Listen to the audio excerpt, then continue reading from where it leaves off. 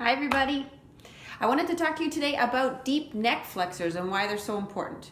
Your deep neck flexors are found between your C1, the very top of your cervical spine, and your skull. And they are basically your stabilizing muscles for your head.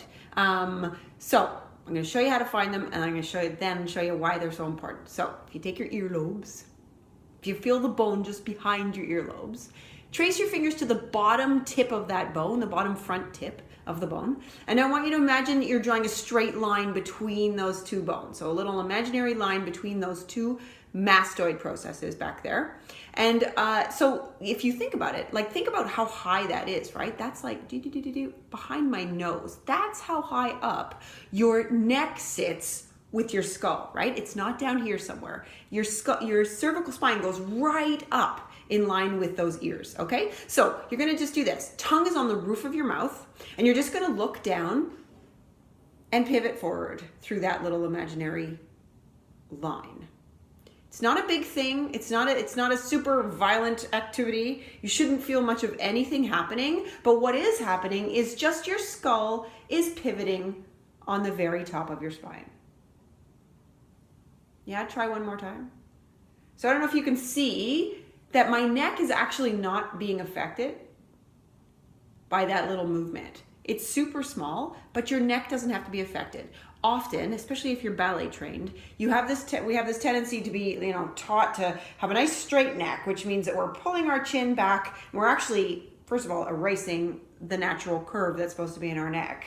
But then when you're asked to look down or, nod your head, the only thing that you have access to from there is the bottom of your spine. So I'm actually doing that motion from my C7, the very bottom of my neck. Yeah. So what I want you to experiment with is releasing that neck, release that tension, just let your neck be somewhere where it is fairly relaxed, not a lot of work happening. And then you just look down and imagine that pivot point between your two mastoid processes, pivoting forward. It helps to look down. You don't have to look down. You could do it with your eyes really anywhere.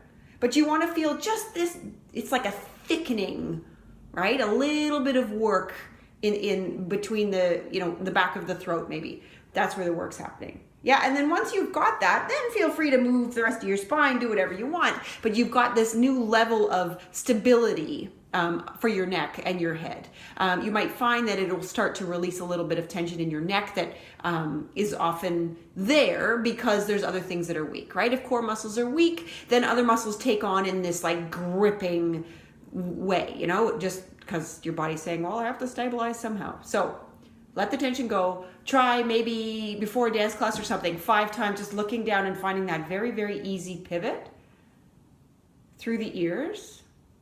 Already, I can feel my jaw relaxing just from doing it a couple times. It's hilarious. Anyway, experiment with that. Let me know if you have questions. I very welcome the questions. Okay, thank you. Bye.